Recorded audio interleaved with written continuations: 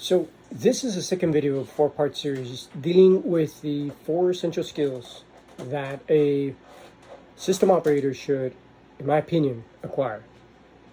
In the case that you missed the first video in the series, I'll put a link in the bottom, in the description, so that way you'll be able to go back to it and watch it in case you want to. So in the first video, we talked about the various inputs that the operator has to deal with, and how the operator themselves is the only output of all of these various inputs coming into it. So, given this information, how is an operator supposed to handle and deal with these inputs successfully? This is where skill number 2 comes into play.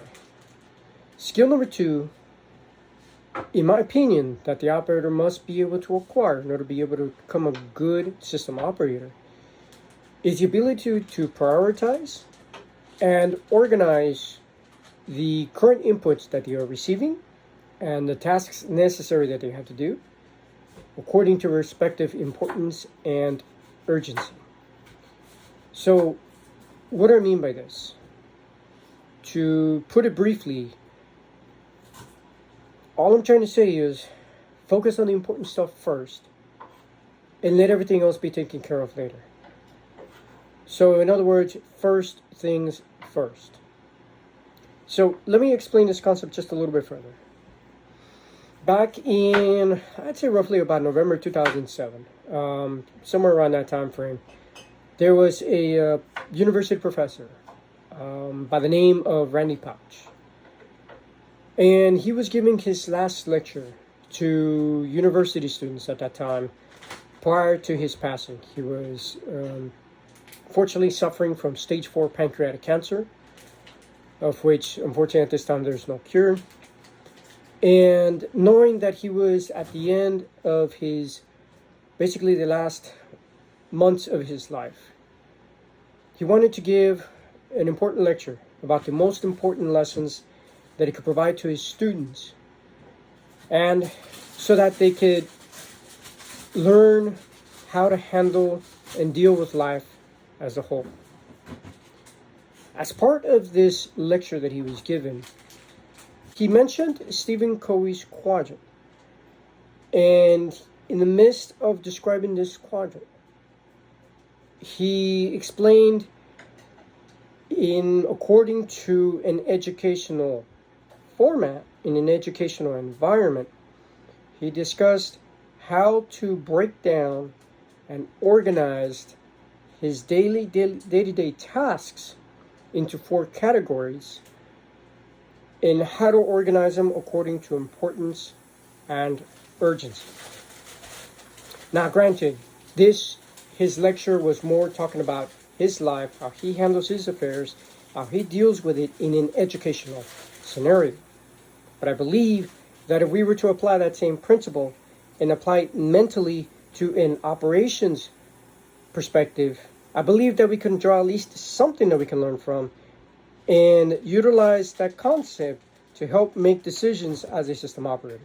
So let's take a brief moment and take a look at this video and hopefully be able to draw something and understand the concept of what he's trying to say.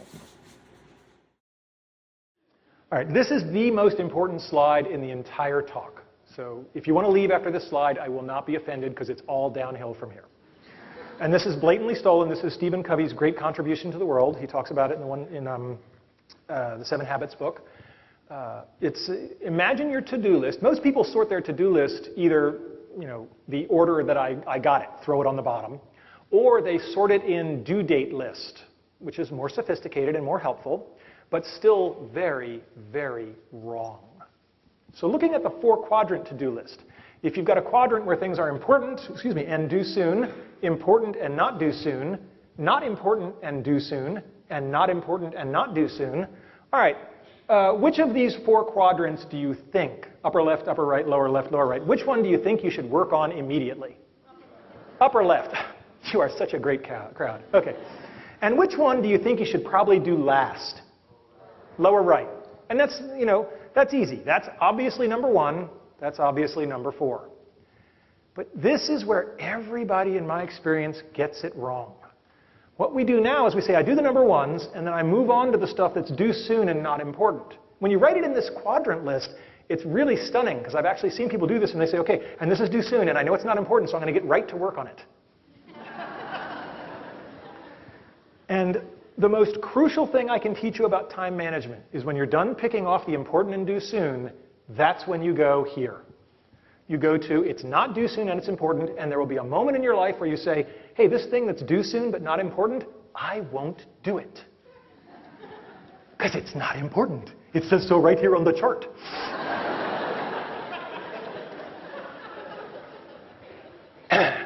And magically, you have time to work on the thing that is not due soon but is important, so that next week it never got a chance to get here because you killed it in the crib.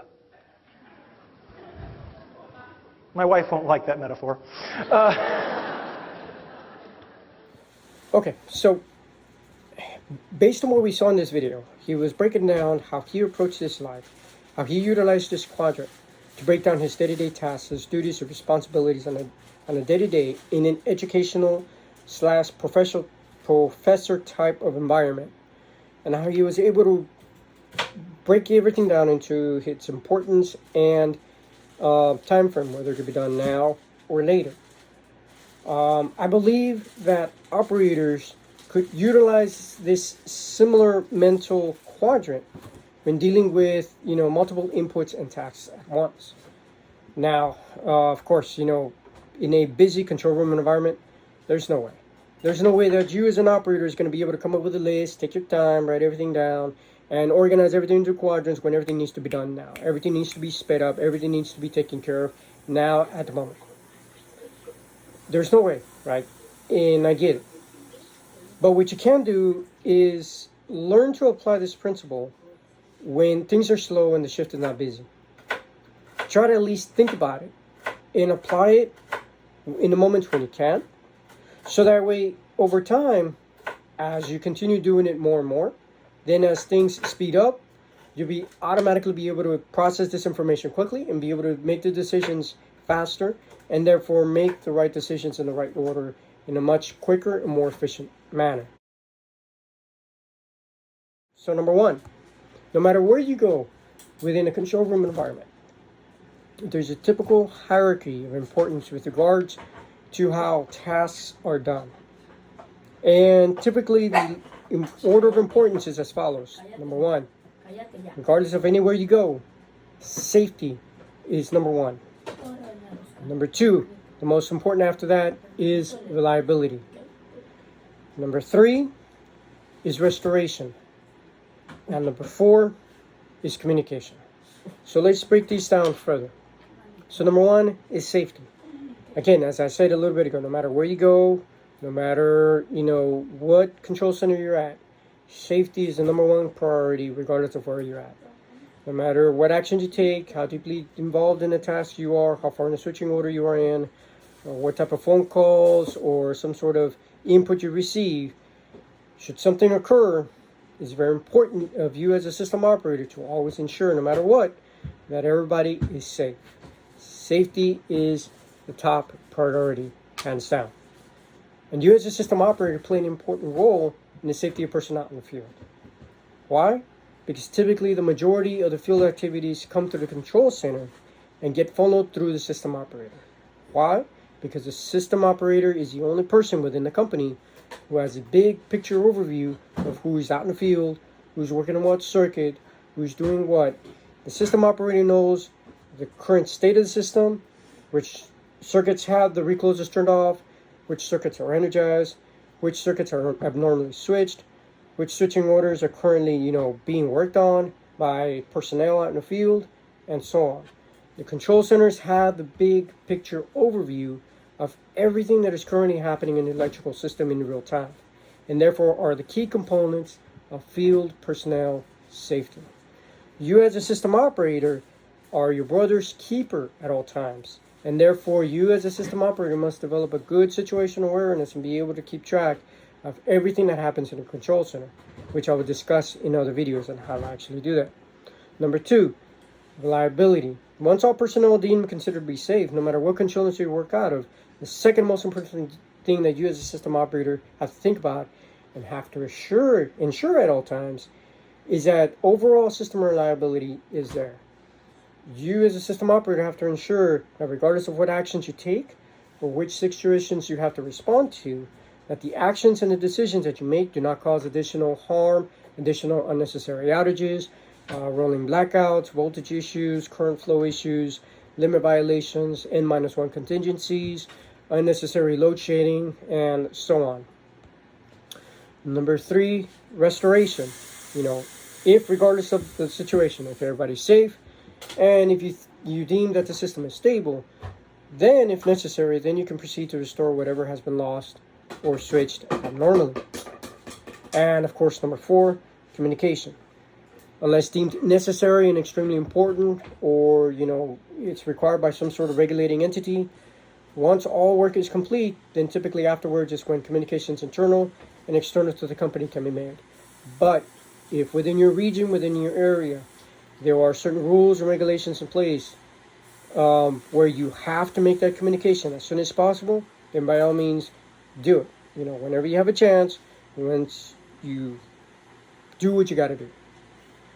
So now thinking about these 4 quadrants, we can see that these 4 tasks, what I've discussed before, which was of course safety, reliability, restoration, and communication, we can, based on the 4 quadrants, breaking down the quadrant into really important and time frame wise, things that could be done now and that could be done later. We can easily see how the really important stuff that needs to be done now and the important stuff that can be done later, or quadrant number 1 and quadrant number 4, can easily be sorted out. In my opinion, I believe in quadrant number 1, safety is the most important thing that needs to be taken care of now. And in quadrant number 4, something that is important that can be taken care of later, in my opinion, is communications. So the first 2 quadrants can be sorted out pretty easily. No big deal. Now the challenging part, just like Randy Pausch stated, was quadrants 2 and 3. Now, taking a look at the quadrant, the way that I've established it, we can see the way that I've determined it is that in quadrant number 2 would be reliability, and in quadrant number 3 would be restoration.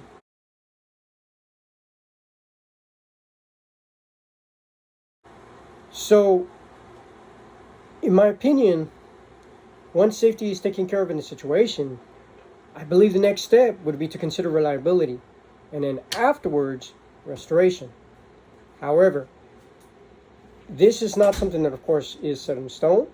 And as with anything else, and most of the majority of things in system operations, since everything is very fluid and very dynamic, if you are in a situation where you know that reliability is not a concern, based on whatever happened in the situation that occurred, then you can move on from safety down to restoration.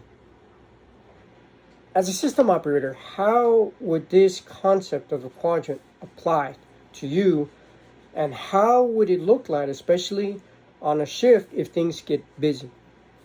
So the best way that I could come up with is to think about it with regards to a scenario. Let's just say we have a scenario of an operator being on shift. Let's just say you as a system operator are assigned, let's just say, a transmission switching of some sort of another, right? Let's just say you start your switching as any order today, when all of a sudden, in the midst of all that switching they're supposed to be doing, a breaker lockout occurs. Some involuntary action that happened on the side in the middle of your switching that you did not initiate, that you did not do. And this breaker lockout is associated in one way or another with the switching that you're doing, to the point where, because of this circuit breaker opening, you are now losing load.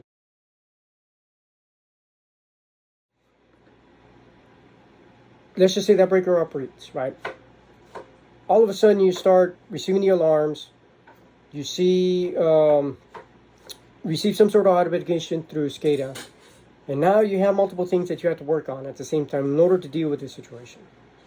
So, as you sit down and you go through this scenario, there are certain things that you have to work on, and some of these are as follows, and of course, in no particular order. There are 8 things that you as a system operator probably have to deal with in this type of scenario. Number 1, you have to determine how to deal with the existing switching that you're doing and advise field personnel of your decision of that decision on what to do. Number 2, you have to ensure that everybody on the field with the affected substation is okay, and or in the substation where that breaker operated if somebody was present there at that station. Number 3, you have to do some sort of logging of this particular event. Number 4, you have to try to figure out exactly what happened based on the information that is presented to you through SCADA. Number 5, appropriate field personnel have to be advised so that they can further investigate and troubleshoot the problem and cause of the event of what exactly happened. Number 6, operations have to be made on the system in order to restore everything back to normal. Number 7, sometimes external parties have to be notified of the event, whether it be some sort of reliability coordinator or some sort of commissioning group, some party group or another you may have to deal with. You may have to be may have to notify. You may have to send some sort of communications out to those parties. And number 8, other forms of communication in terms of the company may have to be made. You may have to explain the nature of this event to either some sort of executive and or management personnel. So as you can tell, there are a lot of small decisions that have to be made at once, right? And so how do you process and analyze all of this?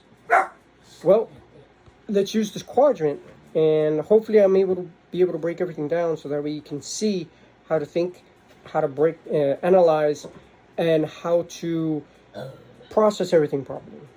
So given these 8 tasks in this particular scenario, the order of operations that you as a system operator would be able to think of when dealing with these tasks and in what order to do them, in my opinion now, given this 4 quadrants, you can easily see that the first one out of all 8 would be step number 2, making sure that everyone is safe out in the field, which falls under the safety category. Followed by that would be number 4, figure out what happened through SCADA and its alarms, breaker statuses, alarms, etc. And that, in my opinion, would fall under reliability. Then going back to number 1, the game plan. Figure out what course of actions you're going to take. And coming up with a game plan would help to ensure the reliability, once again, in my opinion, and the reliability of the system. Followed by that would be step number 6, operate. Execute your plan, isolate, restore this to customers, do what you got to do, and that would fall under the restoration category. Number 5 would be advise personnel to troubleshoot, and that to me would be some sort of communication. We've already taken care of safety, we've already taken care of reliability, we've already taken care of restoration. Now we can focus on communication. Now we advise personnel to troubleshoot. Now we advise both internal and external parties of what exactly happened. And finally, now we have the time, once the dust has settled, so to speak, now we can take our time to log everything down. So this is the typical process, once again, that I believe as a system operator, you are able to organize your thought process in this manner, break everything down into what's really important, what's important, still important, but not as important. And then break it down into its according time frame, where it's something you have to do now or something that you can wait later on. If you're already able to think and process all of the tasks that you have to do in any given situation quickly, you'll be able to make the right decisions more often than not.